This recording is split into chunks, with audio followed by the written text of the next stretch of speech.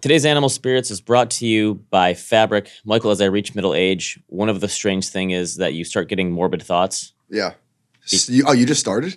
Well, yeah, I guess so. Seeing your parents age and seeing their friends get sick or die, death and taxes, correct? Yeah. And I think maybe, is that one of the reasons that people don't spend a lot of time planning for things like life insurance? Because they don't want to think about that kind of estate planning, life insurance, they don't want to think about that stuff. But would you rather just not have your family be covered? Right? And not be okay if something, God forbid, something should happen to you? Can I admit something to you right here, right now, in person? So I'm covered on life insurance. I did that pretty soon after the kid's born. Okay. Nothing with the estate. Okay. Estate planning is easy to put off as well. Life insurance is easy, though. Fabric by Gerber Life. It's term life insurance you can get in right from your couch, online, on your schedule. You can be covered in 10 minutes in the health exam. You click on their website. It's meetfabric.com/spirits. Coverage amounts are like $100,000 to $5 million. Terms are 10 to 30 years. I'm not an expert, but I think when you're younger, it's going to be cheaper. You probably want to go longer, right? But again, I'm not an insurance expert.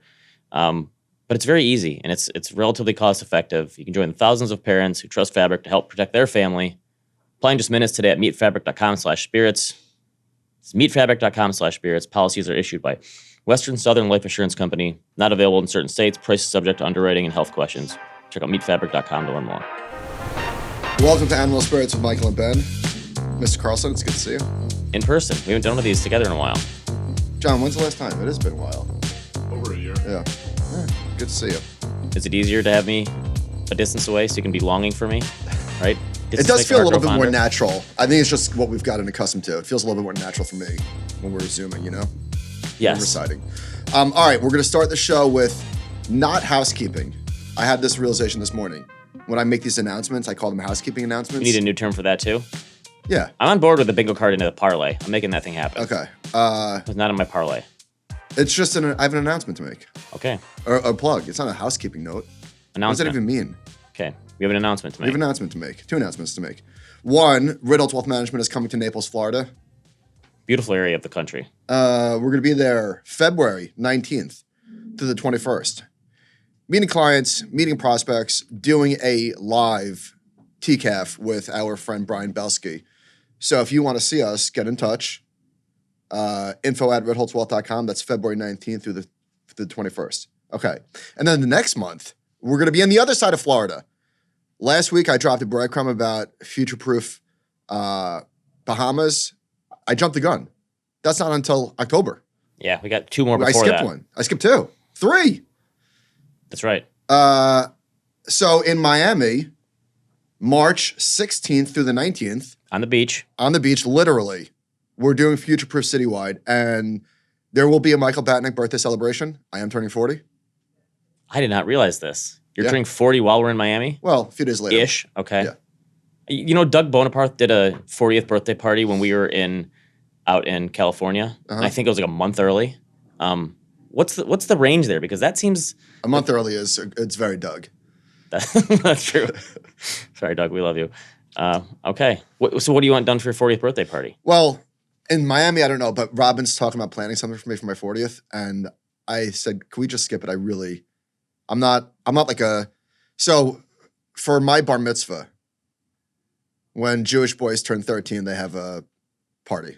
It's like a Sweet 16, I guess, I've been to a bat mitzvah before. Okay, same thing. Yeah.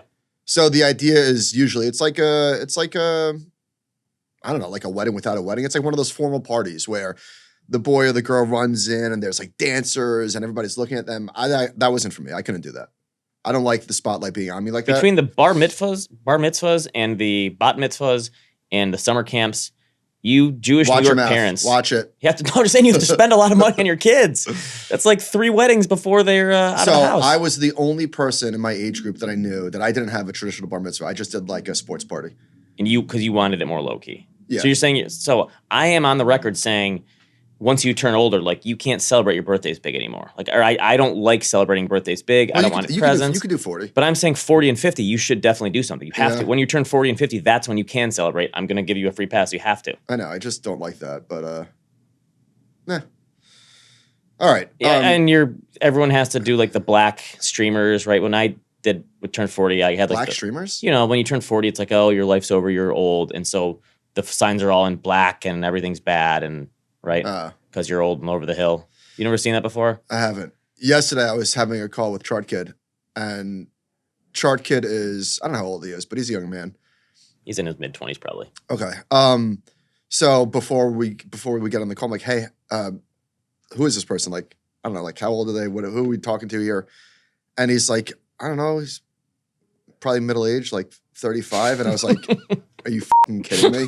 And he was like, and I think Chart Kid, no offense, Matt, outed himself that he's not really an Animal Spirits listener because he didn't really understand the middle age. He didn't understand that I was like, that was a thing for us. But he wasn't kidding. It's a reference point thing. Your age depends on how you think middle age is. I guess so. So we've had a few emailers say like, guys, come on, enough with the middle age stuff. You're young men. No, but look at the data for how long you're going to live. Listen, we don't need to beat this dead horse. We went over it. All According right. to the Wall Street Journal, middle age is 62. Let's just leave it at that. That's aggressive. All right. Anyway, Miami Beach, March 16th through the 19th, which is great for me because spring break is always the first week of April. So I get like a pre-spring break and then spring break. Right? It's going to be great. All right. So I did my stock market predictions, and I wanted to go back a year ago. So you do it 10 predictions, and you've done this a couple years ago. Yeah, right? I forgot a lot of my predictions from last year. I think the number one thing that, well, let's just go through them real quick. There was, I give myself like a B minus. No consolidation, media streamers. I think that was pretty damn good. The only activity there was Paramount and David Ellison. But other than that, nothing. Okay, so you said that's not going to happen yet. Yeah, I said because a lot of people were suspecting it. Okay. Yeah. Apple gets dropped from Bag 7. Netflix replaces it. Obviously, that was wrong. Although Apple did start the year in like a 20% drawdown, which I think people forget. Through April, it was lagging pretty badly. Apple was up 30% last year. No revenue growth. A lot of multiple expansion. Margin improvement. I feel like you had a slight paper short on Apple all year. I did. Yeah. I think the stock is ahead of its skis, so to speak. Over its skis. Ahead? Over? Not ahead. Okay. It's hard to get ahead of your skis unless you fall. I don't know. Speaking of skiing, you saw the people complaining about the Park City. Yes, the lines for ski hills were that's a Richard Thaler sunk cost thing. Remember his whole thing was always, let's say you bought tickets to a concert or a game, but there's a crazy snowstorm. What do? You've already spent the money on the tickets. Do you go? So this is the sunk cost thing where people said, I already spent the money on the tickets. I'm going to go wait in a line that's a half mile long. I would have been in the ski lodge drinking beer. Like, there's no way I would have waited that long to get on a ski hill. All right, allow me to do the Trump weave because I'm about to go 3 different places, and I'll come back to where we started this. Speaking of sunk cost, so somebody asked me about the Knicks-Bucks game. This was probably, I don't know, a couple of weeks ago. There's a bunch of kids from my town going. So I looked at the schedule and said, wait a minute, January 12th or 13th, whatever the date is. That sounds like football season. So I opened the calendar, and I said, shit, that's wild card weekend. It's my favorite weekend of the year in terms of football. Okay. You don't want to miss it for the next game. So I bought 4 tickets, and I told Robin, I said, I can't go. And she was like, what do you mean? I was like, I can't go. It's wild card weekend. What? Who cares? I care. It's a big weekend. So my dad is taking the boys to the game. Okay. So no sunk costs there. All right. Oh, sunk costs. You're thinking, but if you went to a ski hill and you saw a line that was half a mile long, I'm not a skier. I didn't grow up skiing. Skiing is for people with means. So I was not one of those growing up. And I feel like people don't pick up skiing later in life. I feel like golf is one of those things that you can pick up later in life. Not skiing. I moved to northern Michigan when I was in 5th grade, and there's a little tiny. From where? I was in West Michigan and then moved to northern Michigan. So I was here, then I went to here. Okay. Okay, and then I was here, and there was way more snow up here. Okay. Where I lived, and there was these little ski hills in town that were not for the people with means. It was 2 chairlifts. It was 3 runs or something, and one of them was a bunny hill. And I was in 5th grade, and my uncle said, just do this with your skis. Snow plow. That was the brunt of my learning. What did you call that? Snow plowing. Snow plowing. Okay. Yeah. And that's all I was taught. And I was like, go learn on the bunny hill. Do you ski now? No, I stopped in college probably. Well, anyway, the reason why we bring this up is because, what was it, Vail Resorts? I think so, yeah. Was it like a strike or something? Yeah, there wasn't enough workers, and that made the lines really long. And the company didn't tell any of the guests. And so there was people Pictures everywhere. Yeah, people were upset. I would have been really upset. And then people were making an economic thing about it. That had nothing to do with the economy. Well, so there was a tweet that went viral, like, this is the economy in 2025. Right. And then before I knew the story, I was thinking, like, because somebody emailed us asking about vacation, their baby is getting to the age where they could start traveling, and is everything really expensive now? Is that just the way it is? Is it like really 10 grand for vacation? And I think the answer is it depends on where you go and when you go. But vacation is expensive, obviously. Yes, more than it was. Even though plane tickets are kind of leveled out. No. But there's a chart that we have later in the doc from the TSA. Travel is still all-time high. Okay, how did we get here from your predictions? I can't retrace that. All right. What's your biggest prediction this year that is going to blow people away? Hang on, real quick. Robinhood gets acquired. That was really dumb. I didn't realize that Vlad had all the voting shares, him and his co-founder. So that's an F. Money stays in money market funds. Check.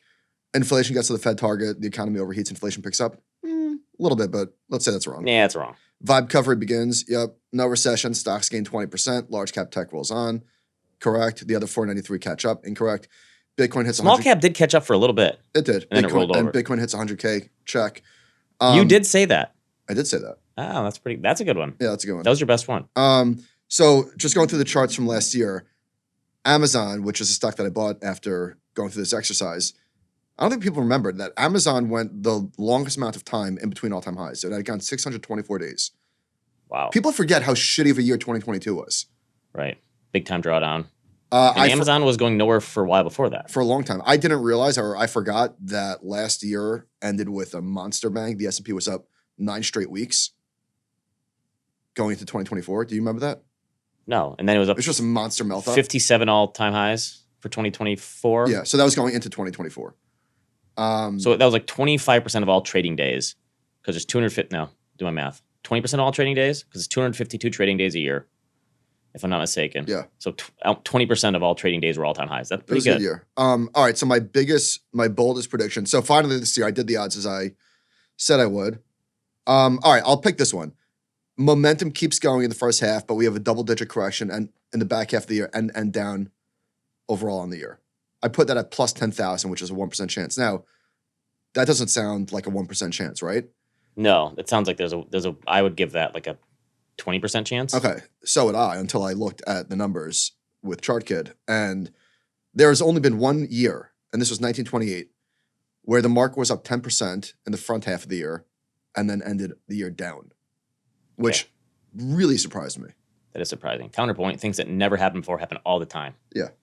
So that's one of those. Okay. Can I give a couple? Oh, okay. So MicroStrategy leverage ETF blows up. Yeah. So I wrote that prediction like probably a month ago, and then this MicroStrategy fell 50+%. And so I actually think that dramatically diminishes the odds of a blow up. I thought that MicroStrategy was going to get too big.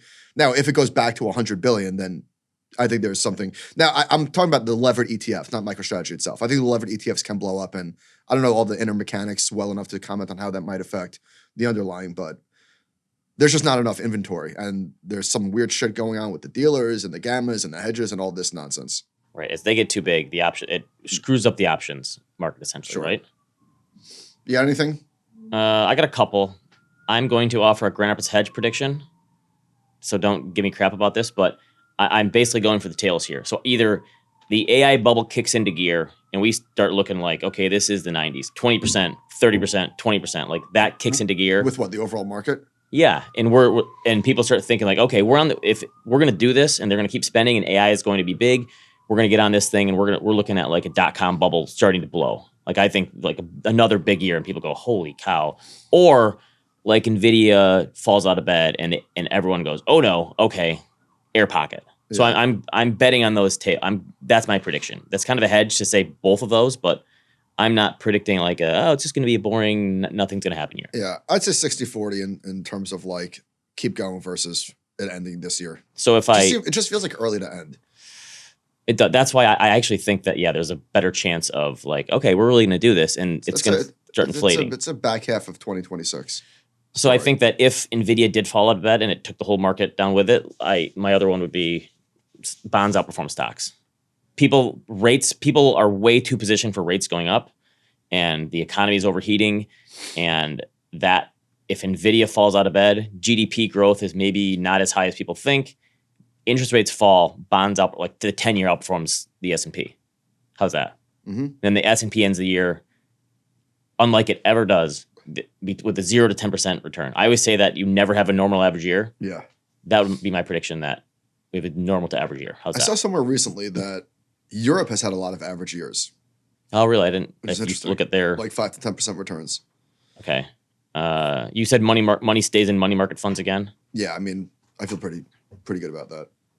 The It's going to counterpoint. stay there for The counterpoint to that would be if like growth does, like inflation comes in lower than people expect, growth comes in lower than people expect, the Fed starts cutting more than people assumed, then people, oh, the Fed just cut 100 basis points in the last 4 months or something. I think it's possible you could start to see some of that come out, and people look at bonds and go, oh, wait a minute. Yeah, I don't think every dollar stays, but I'm saying like even if that would have happened, I think it would go from 7 trillion to 6, maybe 5. So Cliff Asness at AQR wrote a 10-year postmortem or premortem, I guess, saying this is what I think I'm going to be writing in 2035 from an asset allocation perspective. And he wrote about U.S. equities being, overpriced and bonds actually doing okay and international stocks basically doing all right because they've been left for dead and because so this is more of the world is going to return to a more reasonable place, which I think Wishful thinking. Potentially wishful thinking. So my only counter to that would be, so I do my update every year on like an asset allocation quilt, and they have those everywhere now, but for some reason I started doing it like 10 years ago, which is kind of funny because the original 10-year period I did was through the end of 2014. So 10 years later I did it, and now that period completely drops off. And I have the data going back to 2000. So I How did about this. The next time you clean the slate, then you'll be entering middle age. I'm already there, man. But I did this for You're not there. You have a 6-pack. I'm 43. I'm middle-aged. I'm in better shape now than in my 40s than I was in my 30s, which is kind of crazy. I'm pretty sure I will not be that person. I'm happy for you, but I also hate you. I hate myself because I have like a diet. So trust me, there's a lot of hatred going on in her too. I used to never care what I ate. Now I care what goes in my body. It's very annoying. Trust me. And there's people who love to talk about their diets and the food they consume. I personally hate it. Yeah. I hate having those conversations. It makes me feel like internally ill. So this is the last time we're talking about it. So anyway, I did one for the years 2000 to 2009, which itself is an outlier period. So look at I did my asset allocation quilt for 2000, 2009. It looks completely different from the last 10 years. Look at emerging markets from 2003 to 2007. This is like a dot. They were up 56%, 25%, 33%, 31%, 33%. Wow. So you look at that and you probably go, well, that period was an outlier. China was building cities, ghost towns, and they were pouring more cement than had ever been poured in the world before that or something.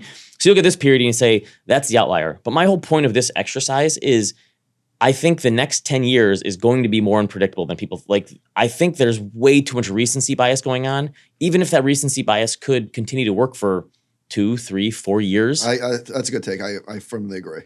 So I think that it's hard to envision a scenario where these companies that are heavily investing in what potentially is a game-changing technology don't continue to keep their lead. It seems ridiculous to think that, but history has shown these cycles come and go, and the winners, the leaders and laggards constantly change, even if those cycles can go longer than you think. Yeah. That's where I've fallen on this. JP Morgan had a good chart showing the share. I think this was a Semblance one, that the share of MSCI All Country World Index, and it's US, Europe, ex-UK, which I don't know why they do ex-UK. Seems like just kind of kicking them while they're down because the UK is just not as big as it was. EM in Japan. And you see the change in Japan is probably even more stark than the change in the US, going from 45% to 5%. But this is the whole point, that these things can and will change. Yeah. That's a good chart. It's also one where you look at it and you go, what stops this train? And that's the thinking. I do think that there is a little too much recency bias that people forget. The other side of that would be People don't forget. People would tell me, Ben, you're way too locked on that lost decade from 2000 2009. I feel like that decade shaped me as an investor in terms of asset allocation and diversification. And people might tell me that experience has weighed on you too much. You're missing that's fair. I also think that people who have come up as an investor for the last 5, 10, 15 years have no basis in reality before that. Speaking of people don't forget, I was watching I Love You Man last night in bed. We were talking about it yesterday. Okay, so you put it on. It's on Paramount via Prime, I think. Do you have the app that tells you what streaming service it's on? Yeah, it's called Google. Oh, no, I have one called Just Watch. Oh, yeah. And it tells you what streaming service it's on. Too. Okay. But anyway, he had a bush like a 40-year-old Serbian. They just don't make movies like that anymore. It's true. It'd probably be a TV show if they made it today, probably. So we were talking to Sean yesterday about I Love You Man. That's why I dialed it up. If you're a young person and you missed that, if it was before your time, God, it's funny. Great one. All right, this is from GMO. This is another has the world really changed? They look at the top 10 stocks in the S&P going back to 1957 and versus the equal weighted 490, the other 490 stocks. And they show that in that overall period, the top 10 stocks have underperformed by 2.4% annually. If you just invested in the top 10 versus an equal weight of the rest.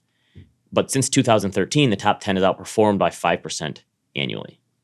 So this is one of those, do I go with history or do I go with what my eyes are telling me right now? Yeah, but I don't know I don't know what the answer is because I can't see the future, but what's more important, the history from 1957 to 2004 or 2004 to today? You know what the answer is here? You own the S&P 500. You don't try to pick and choose, right? Because the index will give you the winners. That's my not trying to get too cute with it. Yeah, that's not really true. I mean, yes, no, the index will give you the winners, but that's not what this is saying. So my point is, you own the index.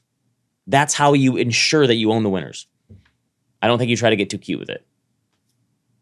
All right, I did this chart. I had the chart kid make me this. The past 5 years of return. We're halfway through this decade of the 2020s. And this is one of those, to me, a middle age thing again. My youngest daughter was in kindergarten when the pandemic hit. And I think back to those days. Now she's getting married. Yeah.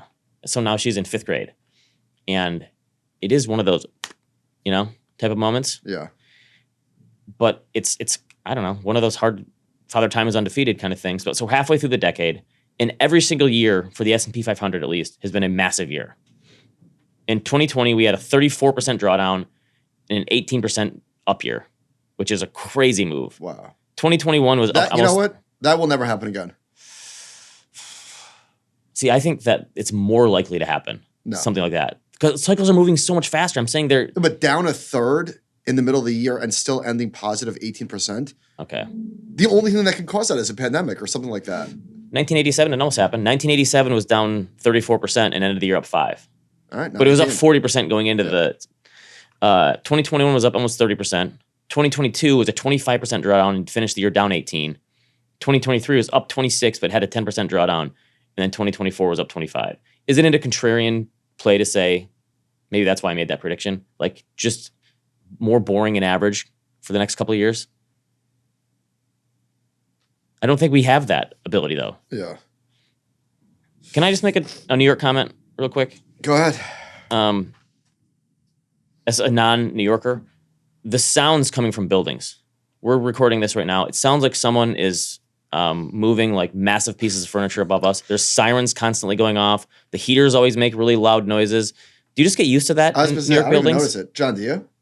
You must just get used to it. It's just to me it feels like just constant noise, and that I'm just not used to. I think we're comfortable with the chaos. It must be.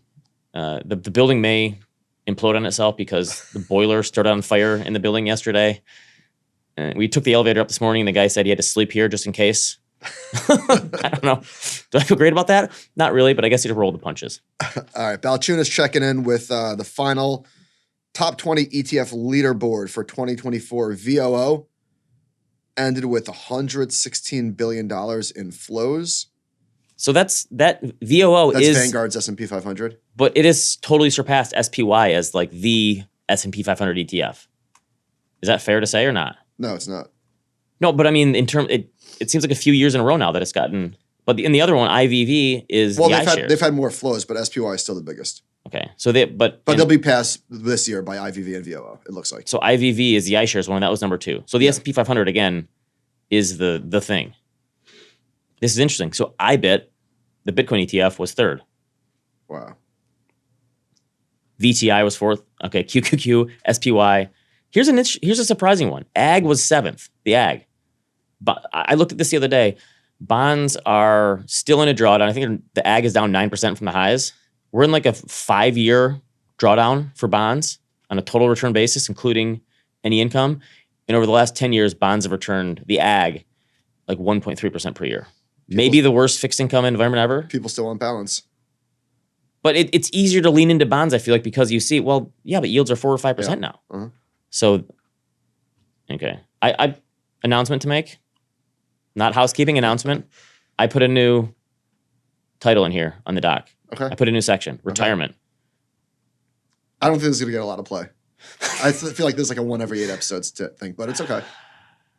I feel like retirement for the financial advice space, retirement is the biggest thing for the next 20 to 30 years because 70 million boomers are retiring. Every day. Yes, something like that. Okay, so they had this story called Financial Regrets and Wisdom of Americans Over 80. This was interesting to me. Sue Jones thought she had more than enough money to live on when she was in her 50s. She wasn't counting on living to her 90s. She retired. Yeah, but how much fun did she have in her 50s? That's what I want to know.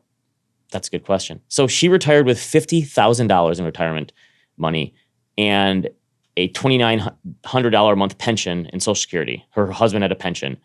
And those pensions, they do not account for inflation. Like if you have the Social Security is like literally the only one that really accounts for inflation. So that $2,900 must have seemed like a lot of money back then when she was in her 50s. Probably not as much in her 90s. And she just said, I plan to die at a more normal age. Good news, I live longer. But can you imagine the $50,000 retiring and just hoping that Social Security and pension covers you? There's going to be a lot of people in that situation, though. Yeah. We've seen the stats. There are plenty of people that have a lot of money that we talk about and talk to, but there are way more people that have little to nothing saved for retirement. I thought a lot about this, not through the retirement lens per se, but just like older people and regrets. So I do respect the fact that as you age through life, you get more wise and, more introspective and all that sort of stuff. But should potential regrets in your 80s supersede how you feel in your 40s? And I don't buy that, because if you're 80, like, oh, I wish I would have done this. And hypothetically, if you had a time machine when you're 80 to go back to those things that you regret, I think you would probably still live the same way. Right. So she was much happier in her 50s and maybe not as happy in her 80s or 90s, but it was worth it for the 50s. Exactly. Right. So yeah, I get why you would say at 80 or 90 that you have some regrets at that age. Right. And when you're 90, but it's also path dependent. You can't see the future. Guess what? Right. If she died at 78, no regrets. Yes. But 40 years ago, dying young must have seemed like more of a possibility. Probability. Right? Yes. All right. Torsten's Lock chart of the week. Credit card debt as a share of disposable income is very low. This has been dropping for a long time since the crisis. We have a lot of room to run here if things get hairy in the economy and wage growth starts to slow, growth starts to slow. People have the ability, if they want, to use more debt. And I still feel like that is what's going to happen. Consumers are not going to stop spending on the ski slopes and the vacations. Well, if they get fired, they will. True, but even if the unemployment rate goes from 4 to 6, 94% of the labor force is still working. Right. So I just think I don't see how people all of a sudden retrench. The consumer retrenches and says, nope, I'm done. I'm not spending money anymore. I feel like people are just going to go into debt to keep the spending alive. Right? The friends that you have that take vacations and stuff and got hooked on it after the pandemic, you really think they're going to slow down? I just feel like there's room to run I here. think it all depends on their job situation. I do think that if people, lose their job, they're not going to take vacations. Like, duh. Of course. But my point is that's going to be a smaller percent of the population than those who are still working. All right. We talked about this, I believe, last week. And I just said, I don't know how we can continue to have high mortgage rates. And I think that was one of your predictions. What did you say? That Yeah. mortgage rates remain high. Yeah. I don't see how mortgage rates remaining 6 or 7% doesn't eventually impact the economy. And so Luke Kawa at Sherwood wrote about this, saying housing is the business cycle. So he writes, in a world where prospective new buyers are deterred by high long-term interest rates, home builders are facing pressure on margins, thanks in part to trying to subsidize some of this rate sticker shock. Like they've been buying down the mortgage rates. And with management of these firms warning of lower than expected deliveries in the first quarter, employment in residential construction stands out as a clear vulnerability for the U.S. job market. Given the old maxim that housing is the business cycle, popularized by a well-timed 2007 paper by Ed Leamer of the same name, that means it's an important flashpoint for the U.S. economy and financial markets as well. I just think that this is one of those like lags that eventually catches up. I don't see how we can continue to have strong growth in the economy with 7% mortgage rates. Eventually it catches up to us. Didn't we just discuss this the other week? We did. Yeah. And You have any second thoughts? no, I'm doubling down on it. He's saying housing is the business. Remember I said, Yeah. how can it be such a big part of the economy and not have an impact? And he's saying, no, housing is the business cycle. And I think maybe the reason it's on such a lag is just because of the 3% mortgages. And eventually it's going to have to trickle through. And there's only So I was looking at a chart. Somebody has the effective mortgage rate versus the current mortgage rate. right.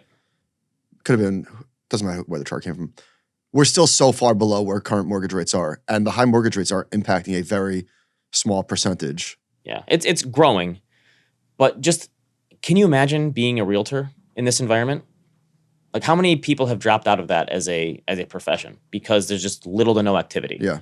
Think about when you move, you pay movers, you buy new furniture, you redecorate the home, you might do some renovations. Now there's still renovations going on or people are staying at their houses, but there's so much loan departments, there's so much activity that is tied up into the housing market activity.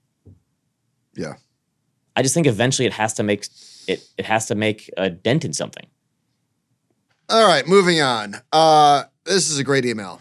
I'm the college professor from the NVIDIA article that Michael famously derided as, quote, I give them no credit as investors. They just got lucky. Thanks for the credit for holding through the 70% drawdowns, buddy. All right, well, he's back, and he's nailing it again. He nailed the QBTS trade. So these are the quantum computing stocks. Okay. And Rigetti. Let's see. Let's check in. RGTI. These still ripping? Whew. Credit to you, sir. So yes, I dabble in small stocks, and I'm one heck of a lucky guy. They also are held in a Roth, so tax considerations aren't an issue. Extra credit to you. Okay. Now, we all know that Michael would have locked in his 30-cent profit and sold both a while ago. True. I was just telling Ben, hey, I'm up 18% on Moderna. Do I sell it? But this is a conundrum in the middle of a bubble. When to sell. Let your winners run. Take some profits. I sold some NVIDIA in 2008 to pay off my mortgage after okay, I won't say that. This is the cause of a consternation and regret, so I don't want to sell too early, but I hate to leave a lot of money on the table again. So what would you do if you I don't see how you can regret having sold a stock to pay off your mortgage. That should be a non-regret, even if the stock continued to go up. Yeah. So he's, do I wait for an acquisition? Do I sell at a particular number like Ben and BTC at 99? Do I sell covered calls? Love the show. You guys are my favorite parasocial relationship. Love you too. And no, in all sincerity, there's obviously a degree of luck, but there's obviously a degree of skill here, right? I mean, proof is in the pudding. Obviously, dabbling in early in stocks and having the fortitude to.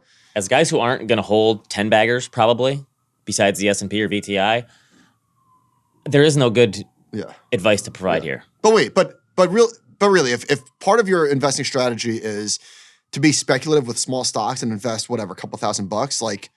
And ride the winners, sell the losers, that takes skill. That's hard to do. Yes.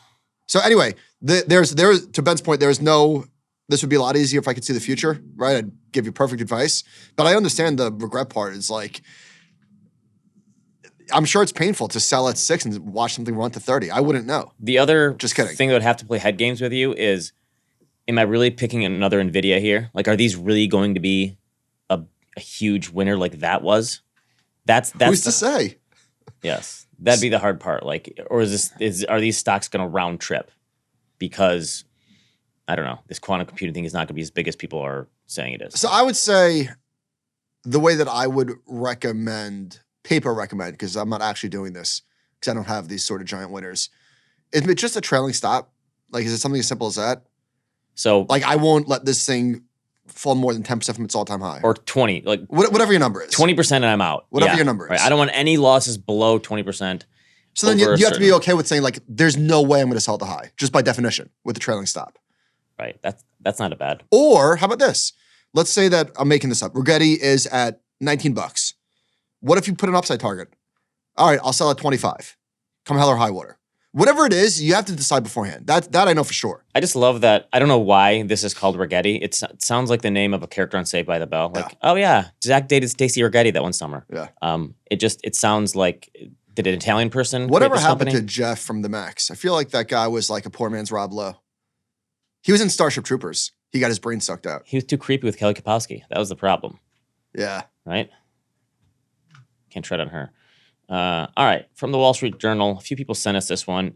Insurance and taxes now cost more than mortgages for many homeowners. And they show that the share of average mortgage payment going to taxes and insurance is now close to a third, which is kind of crazy, of the cost of the mortgage. And they say in 5 metro areas, Rochester and Syracuse, New York, Omaha, Nebraska, New Orleans, and Miami, at least a quarter of borrowers spend more than half of their monthly mortgage payment on taxes and insurance.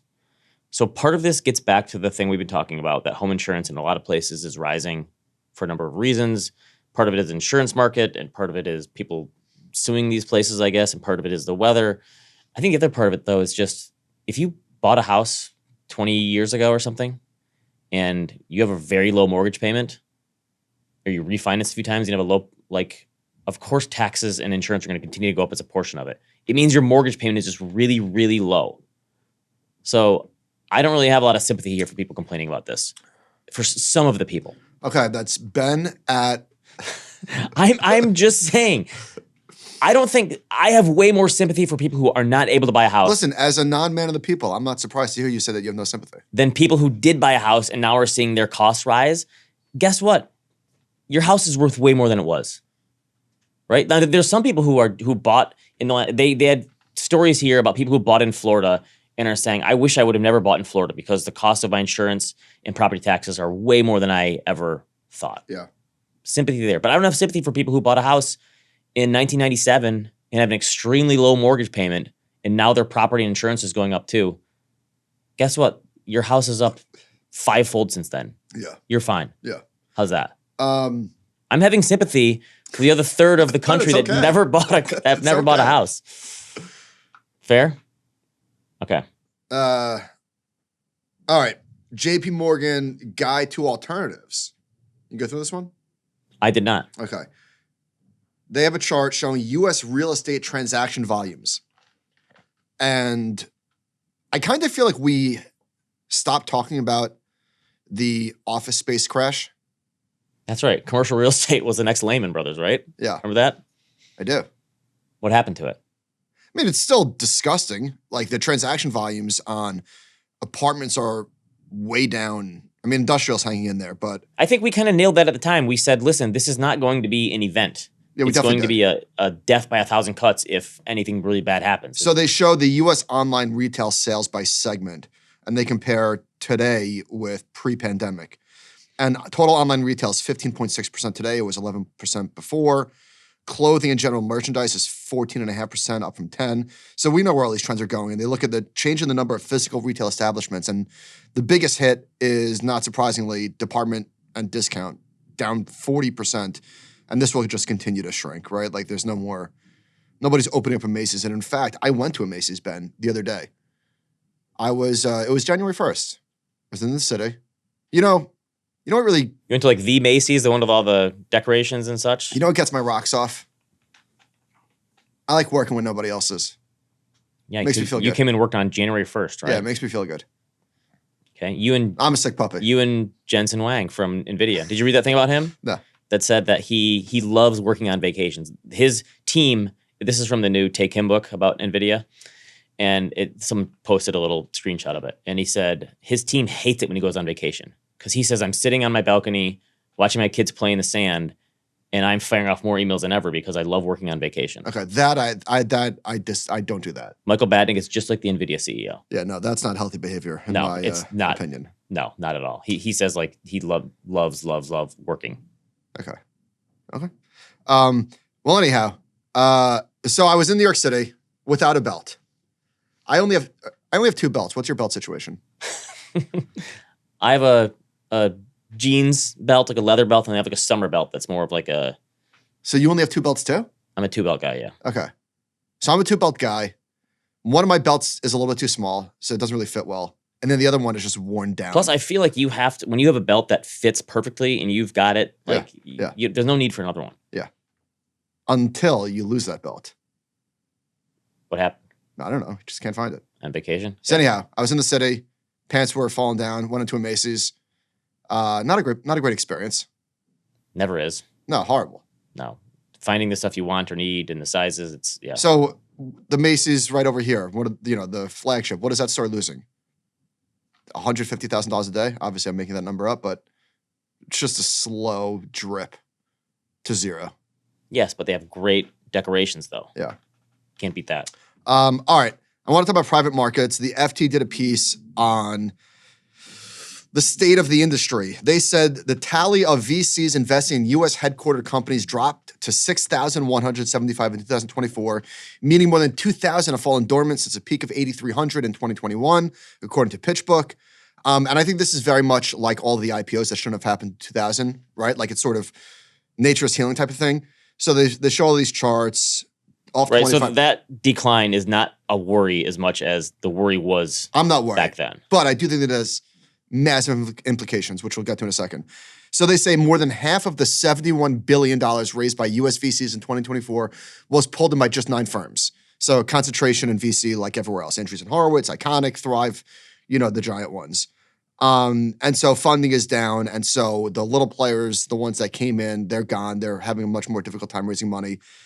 They said the time to return capital has elongated a lot across the industry over the last 25 years. It's a word you don't hear very long. You don't hear often. that. Elongated. In the 1990s, it probably took 7 years to get your money back. Now it's probably more like 10 years.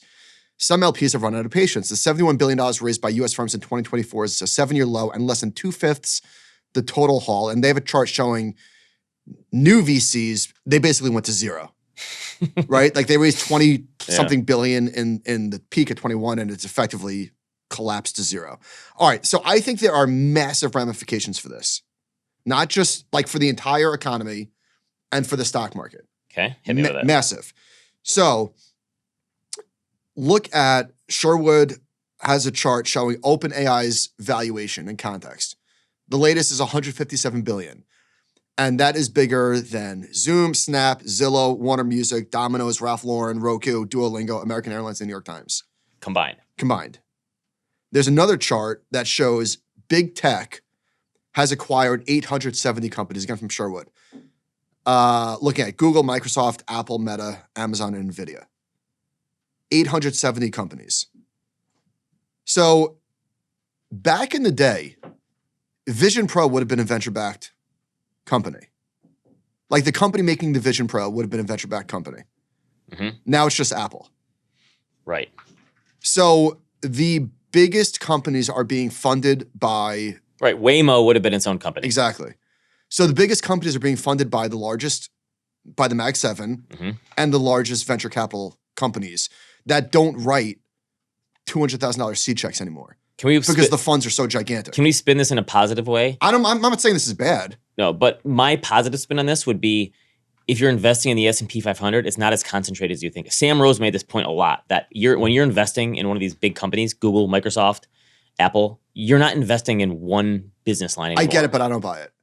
Like Sam is right in saying that the businesses are way more diversified than they were in the past. Look at how many different business lines Microsoft has and Amazon has and Google has. But yeah, would it be a healthier dynamic if these were their own companies? Yes, I totally agree there. Yeah. So, but Amazon stock is still Amazon stock, even though the business is way more diversified. But if Vision Pro was a stock, what would it be down right now? From the highs? Way. It'd be down 90%, All right? the way. So anyway, I don't know that this is good or bad, but it is. Right. It just is. And we've been going towards deregulation, and that was always the biggest worry.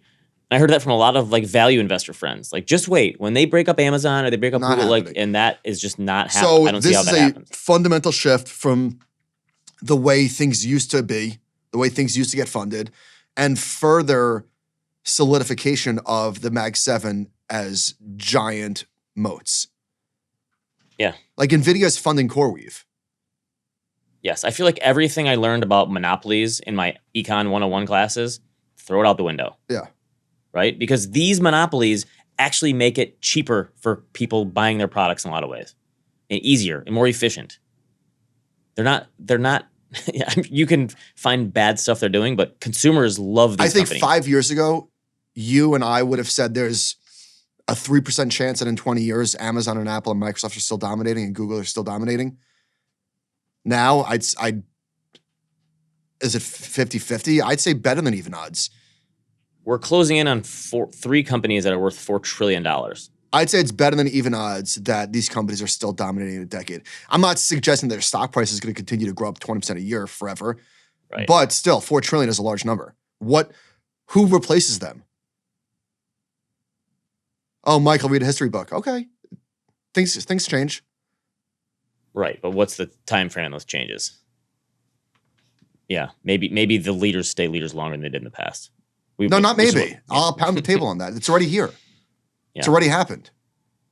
One of them is going to make a mistake, though. In this whole AI thing, But they did. Look what Meta did with metaverse. What's their labs called? What do they call that portion of their business? That segment? I don't know. Reality Labs, right? Is Web3 still a thing? Is that? But they did up. The stock dropped 75%. Same thing with Netflix. Guess what? They fix it. All right. One other chart that stood out to me, in the JP Morgan Guide to Alternatives, they have U.S. private credit versus leveraged loans. And they show the share of leveraged loan in default by industry over the last 12 months. And by far, the number one, actually, that's not true. Number one and number two are pretty close. Number two is healthcare. That's 20% of the total default volume. Number one, 23%, that's media. Media is just in rough shape. Rough shape. And the reasoning is just social media has disrupted traditional social media, internet, podcasts, YouTube, podcasts. Yeah, that makes sense to me. All right, you have mentioned the growing popularity of the CFP over the CFA. Have you ever talked to anyone in conversation that thought that AI could replace a financial planner? I can easily see it in the retail aspect, create a realistic image of a fake person and add the conversational aspects of AI. A lot of what the financial planner does is just make the client feel good about the path they're on and weather the volatility. Seems easy to replicate if AI is what they say it will be. It's a reasonable take that I disagree with. Yes. So Josh and I talked about this on Ask the Compound like a month ago or two. And his take has always been, and I've stolen this probably before, Josh says, wealthy people will not trust a robot. And I completely agree with that statement. Yeah. Maybe someone will throw it in my face. I think actually an AI financial planner for people who aren't traditional wealth management clients, I think it can actually help a lot. Answer questions. Yeah. I don't think it's going to replace financial advisors. I think it's going to help. I think AI will help a lot on the people that are just getting started. And it'll also help financial planners be more efficient. Our financial planners are already talking about this. The notes that it can provide after a conversation or the emails it can provide. Like, it's going to make financial planners who use AI better advisors. Mm-hmm. But the replacement thing, I feel like every 10 years something comes along and people wonder, is it going to replace financial advisors? Yeah. TurboTax did not replace CPAs. It did for a certain segment of the population.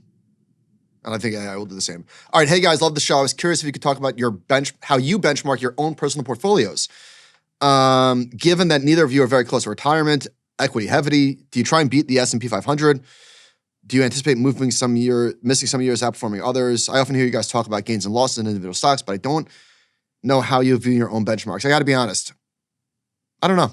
That's a really good question. No. Like, I literally don't know what my performance is, and I just don't really care.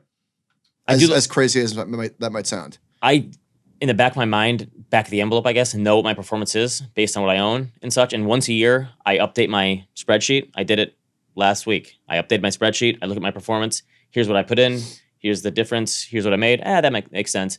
Here's how I benchmark myself. I do a simple spreadsheet where I say, over the next 5 to 10 years, here's how much I think I'm going to save. Here's how much I assume in market growth. And where am I along those goalposts? Am I better or worse? And I look at it and I update, course correct. And I do kind of look at that. Yeah, I don't do any of that. But I don't look at a benchmark. I've used this before, but Jason Zweig interviewed a bunch of people in Boca a number of years ago and asked a guy like, did you beat the S&P like to retire here and, live on the beach? And the guy said like, I don't know and I don't care. I'm in Boca. Yeah. So I did something right. Yeah. So it doesn't matter. That's where I am. Yeah. I just care that my number goes up and to the right. And a lot of that is a function of saving more than my performance versus the S&P. And yes. Do I want to be the S&P? Yeah, of course I do. Do I think I'm going to? Probably not. Do I care? No. I don't. Because also, to be clear, I'm talking about, so I am picking stocks. I've got a taxable account that I mess around with, and I've got a SEP IRA that I do my stock picking in. In my 401k, I'm strictly broad market funds, so that is the market. And so, listen, this is personal, right? Like there are some people that are very analytical, very rigid about their math, and that's one personality type. I am on the other end of the spectrum, personality type. I don't care. I prefer to just get the market returns. Yeah. That's where I am. So I don't care if I beat it. Yeah. All right. So this post went wild from the guy who is a founder of Loom. What's his name? I forget. Okay. So he founded Loom and he sold the company and he's worth I don't know how many millions of dollars. I think he sold his share. He said was $60 million. No, he said that if he would have stayed there, he had enough money where he gave up $60 million. Oh. If he would have stayed on. So tons of money. And so I don't know how much he sold for. The post is all about I'm really rich. Just read the first thing. Oh, that you posted here? Okay. You read. You're a better reader than me. Okay. Thank you. Life has been a haze this last year. After selling my company, I find myself in the totally unrelatable position of never having to work again. Everything feels like a side quest, but not in an inspiring way. I don't have the same base desires driving me to make money or gain status.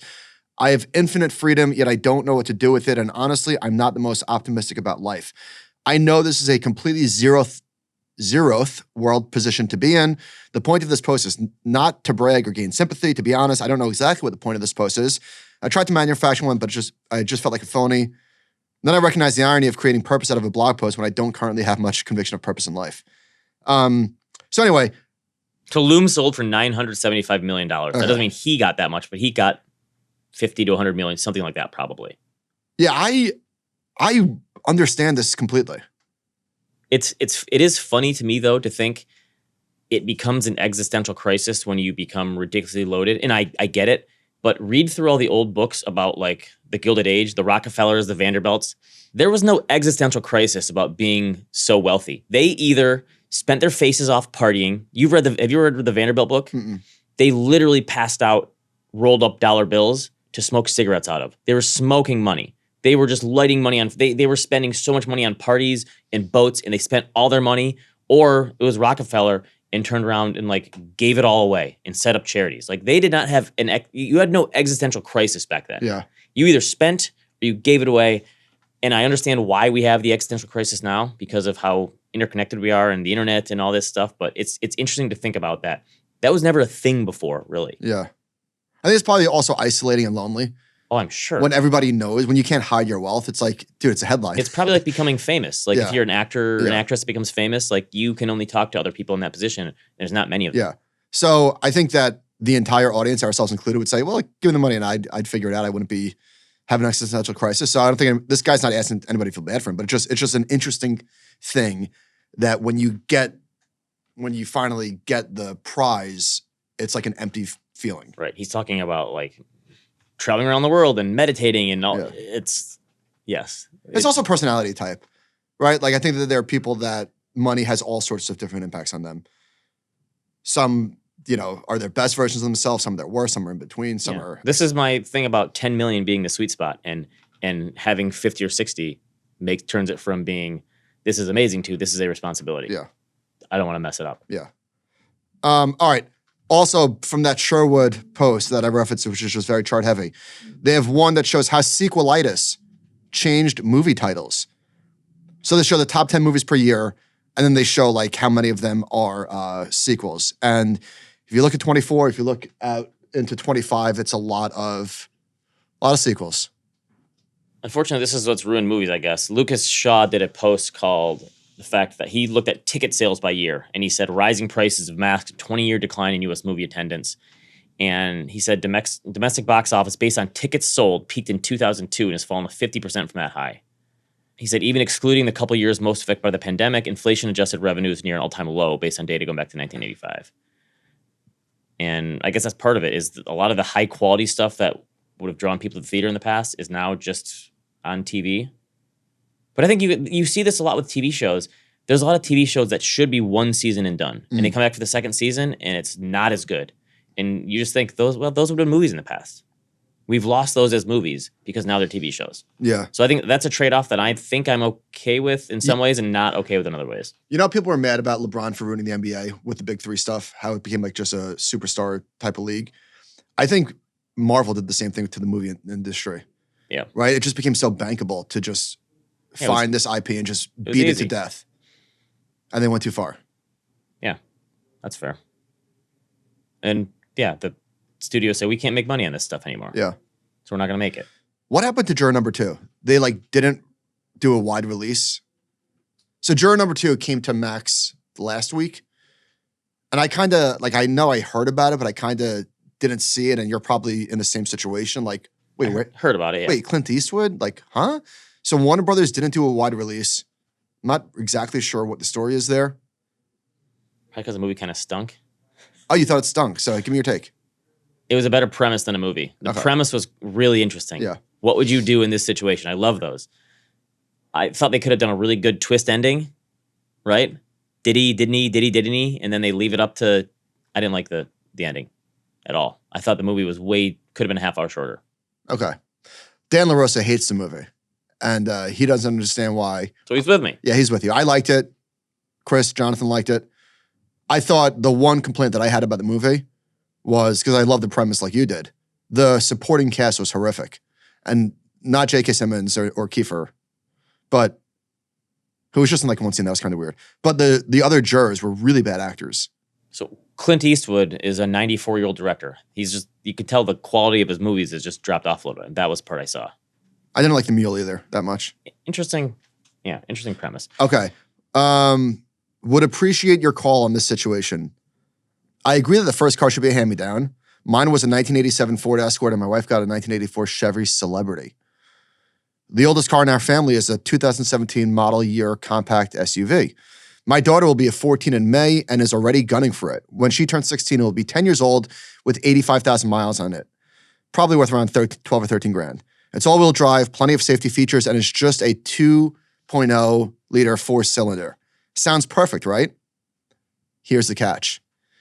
It's a Porsche Macan in carmine red. Based on all other criteria, it fits the bill. But what kind of monster will we create if we give our daughter a Porsche as her first car? Am I nuts to give her the car? Can't do it. Can't do it. can't do it. You can't give your kid a red Porsche. Even if it's really used and you just can't. Yeah, I agree. Sorry, sell it. Or you keep driving it. I don't know. Can't do it. Yeah. Somebody sent us an email that made me chuckle. Love that we are getting more lazy river commentary. Michael needs a sealable pouch for his phone. This is Water Park 101. Yeah. You don't have one of those for your jet ski? No. You really don't have one of those? No. Because my wife has them all over the place now because she dropped her phone in the lake last year. So yeah, you waterproof thing, and you can still use the phone in the waterproof. I'll get one. So you can put it on your neck. You can put it in the holder thing. Okay. I'm thinking about becoming the person who wears a mask on an airplane. Thoughts? Sick of getting sick? The dude next to me on the way home was blowing his nose the entire time. And I don't mind germs. I'm sort of a what doesn't kill you makes you stronger type of guy, but I don't want to get sick going somewhere or coming home. I'm surprised we don't see more. That's one thing I would have been wrong about, that we don't see more on airplanes, because it does seem like every time you go on an airplane, you're rolling the dice of getting sick. Now, do masks help you not get colds? I literally have no idea. It's got to help a little bit, right? I would think. I think we would know this. It is funny to think about all the stuff that people thought was going to happen following the pandemic that didn't, right? But what do you think about my idea? It's not crazy, right? No, I don't think it's crazy at all. Yeah, because I floated by Robin and she said, well, people are going to be looking at you. I said, how many people we talked to in the last couple of weeks that travel that are just deathly sick right now? Right? It totally throws your life into a tailspin. Yeah. When you're sick like that.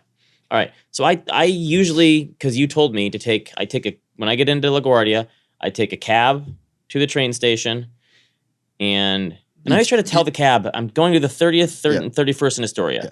And they always like, give me an address, and I don't have one. All right, I was like, dude, It's a mile away. Yeah. And then I take the train in, go to Queensboro Plaza, all the way down to Grand Central or whatever, or the next stop when I get off and I'm right by the library. But it was way too cold. And I thought, screw it, I'm taking an Uber. I'm not going to stand on the platform and wait. So I took an Uber and thinking, I'll just work in the car with my little handy iPhone, hook up to my laptop. But it took me like 30, 35 minutes to get in. And I was like, holy That's amazing. This is so much faster. Because usually it would take me an hour to get an Uber. And then I got here and everyone's talking about congestion pricing. Bill Sweet shows me his phone of all the traffic and it's all green. And having not thought about this at all because I don't live in a big city, I don't have any big takes on it, but it was just shocking to me that this happened. And now I guess you have to pay $9 if you're going to ride in congestion times because I did it at 8 a.m. How much did it cost? I didn't even look at my app to see how much it cost. 70 maybe? That's FU money right there. Sorry. I think it was $70. It's not bad. Which is probably, but I couldn't believe the speed. I stopped at one light maybe, and I couldn't believe how fast it was. Okay. So it probably stinks for the people who used to drive and now have to ride the subway or figure another way to get in. I saw a lot of people talking about this. I don't have any, I don't know the first thing about congestion pricing, or is this good or bad? I don't know. For me, it was good because it took less time to get in here. But I think there's going to be some unbelievable economic. I think people are published on upset this. because they're trying to force people to take mass transit, and the subway has been pretty dangerous. Yes. Here, so people are understandably not too thrilled. I get it. That's fair. We walked out of a Knicks game last night, and there was two people who I thought could probably do me bodily harm that were walking around the city. Correct? And you, What? you just do a beeline across the street and put your head down, and that's the move. Yeah, This guy waving his arms and yelling, you just get out of Dodge. yeah, you just keep walking. Somebody there's an article in Esquire. Do you read Esquire, don't you? I still get the physical copy of Esquire and GQ. You know what? I feel like you are the exact profile of somebody that reads both those magazines. Oh yeah, Right? fair. 40s, best shape of their life, hair. And I still would never buy any of the clothes Fashion. because the clothes are so expensive in those magazines. So somebody emailed us 50 things a man should not know. And number 37 was any human being who says they didn't have that on their bingo card. That's pretty good. I like it. That's a good take. That's a great take. All right, Ben. Which Harry Potter house he would have been sorted into? That's pretty good. I like it. Oh, this is a knock on me. The healthiest item on the Cheesecake Factory menu. That's fair. That's pretty good. Of the salmon broiled dry. Yeah. All right. Steamed broccoli. All right. Recommendations. My kids had already seen Wicked. They'd seen the play with my wife. My wife has seen the play multiple times. Loves Wicked. Took the kids to see the play with her mother last year. Then took the kids to see the movie. They had loved it so much they wanted to see it again over break because we honestly after 2 weeks ran out of stuff to do. Let's bring them to a movie. So I had to go see Wicked. I kind of knew. I was like, oh, it's a Wizard of Oz spin. And I like to give my wife shit about it because it's like actually the witch in Wizard of Oz was not a bad person. And I said, you're rewriting history here. You can't do that. So I kind of give her crap because she loves Wicked so much. Anyway, we went to see the movie. Hand up, did not realize how much of a musical it was. I think I texted you from the movie, so this is a musical.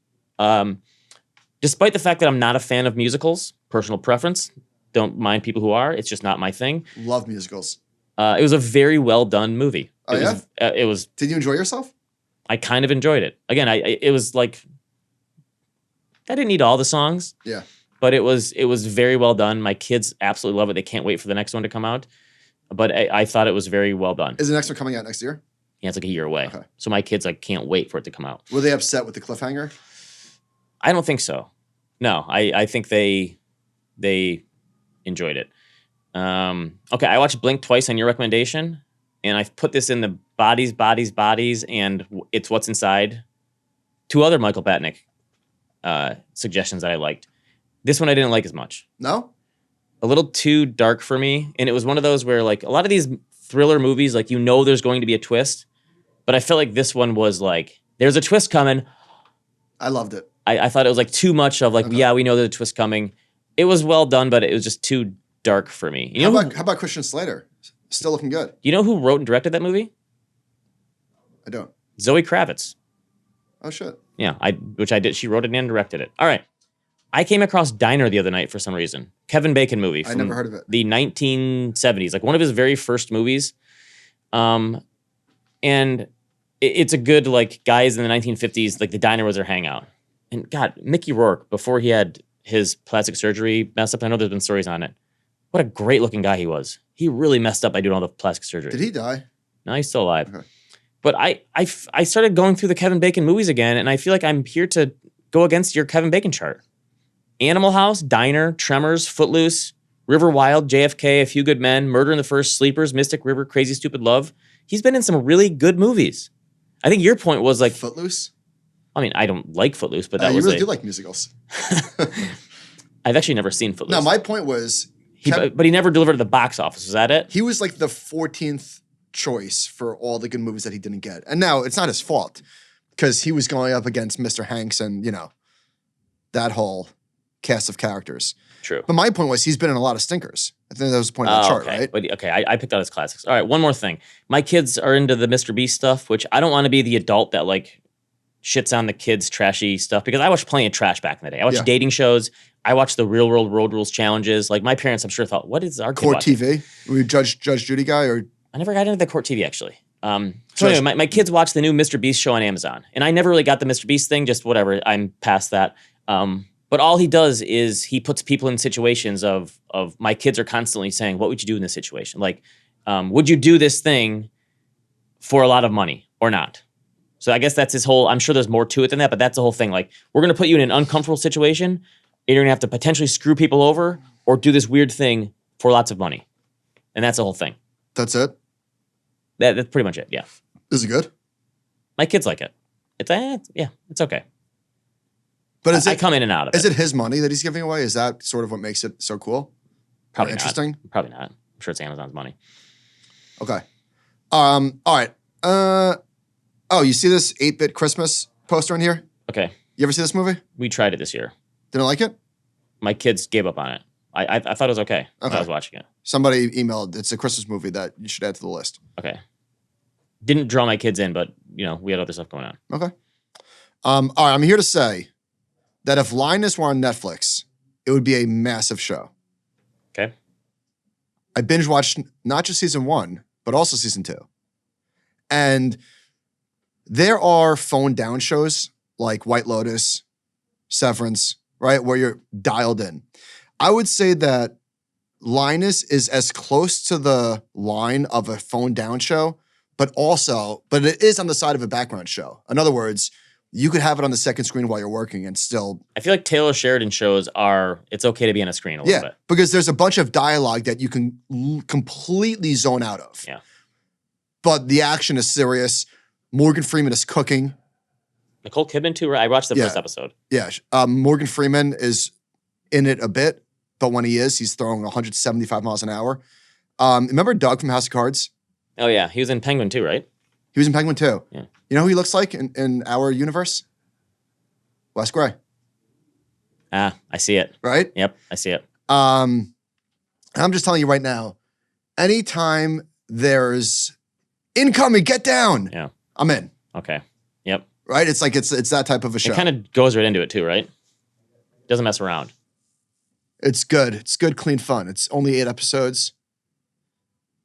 She was on what's her name? Zoe Saldana. Yeah, she was on Smartless recently. It was very good. She was in the what's that Amelia movie people are talking about? Or Emily? Amelia Perez. Amelia Perez. Yeah. It's on Netflix. I thought about watching it. Yeah. It got Golden Globe stuff. We'll see. Is that also musical?